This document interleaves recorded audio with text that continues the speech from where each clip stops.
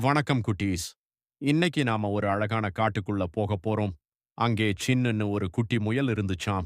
சின்னு ரொம்ப சுறுசுறுப்பானது. ஆனா அதுக்கு ஒரு சின்ன ஆசை. இந்த காட்டுல இருக்கிற மத்த விலங்குகளோட விளையாடணும், புதுசு புதுசா ஏதாவது கத்துக்கணும்னு அது நினைச்சுக்கிட்டே இருக்கும். ஒரு நாள் காலையில சூரியன் மெல்ல எட்டி பார்க்கும்போது சின்னு தன்னோட பயணத்தை ஆரம்பிச்சுது. சின்னு போற வழியில ஒரு பெரிய மரத்தடியில முத்துன்னு ஒரு ஆமை மெதுவா நடந்து போயிட்டு இருந்துச்சு.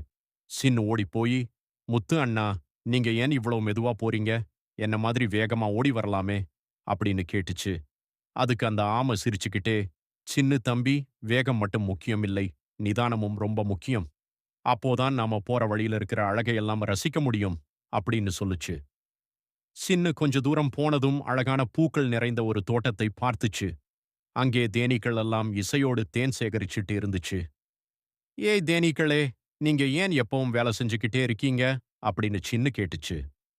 அதுக்கு ஒரு தேனி, "சின்னு, இன்னைக்கு நாம சேமிக்கிற இந்த தேன் தான் நாளைக்கு நம்ம பசிய தீர்க்கும். உழைப்பு தான் என்னைக்குமே உயர்வு தரும்." அப்படின்னு சொல்லிட்டு பறந்து போச்சு. சின்னுவுக்கு இப்போ ஒரு விஷயம் புரிஞ்சுது. ஒவ்வொருத்தர்கிட்டயும் ஒவ்வொரு திறமை இருக்கு. ஆமைகிட்ட இருந்து நிதானத்தையும், தேனீக்கள் கிட்ட இருந்து கடின உழைப்பையும் அது கத்துக்கிட்டுச்சு. மனசு முழுக்க சந்தோஷத்தோட சின்னு துள்ளி குதிச்சு வீட்டுக்கு திரும்பி வந்துச்சு.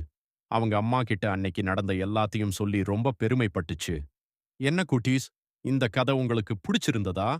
நாமளும் மத்தவங்க கிட்ட இருக்கிற நல்ல விஷயங்களை கத்துக்கணும், சரியா?